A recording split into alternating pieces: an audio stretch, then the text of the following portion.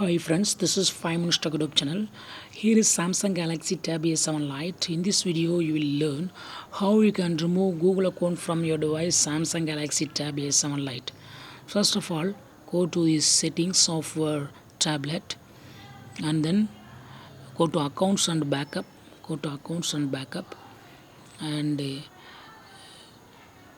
here click on manage accounts and click on the email ID that you have associated with your tablet. Click here and click on remove account, and it is saying that removing the account will delete all of its messages, contacts and other data from the device. Continue. Click on continue if you are okay, and it will ask your are you sure. It will ask are you sure device protection features will no longer work, and if you are sure, click ok, and it will ask your pattern. For confirmation, draw your pattern and click on continue.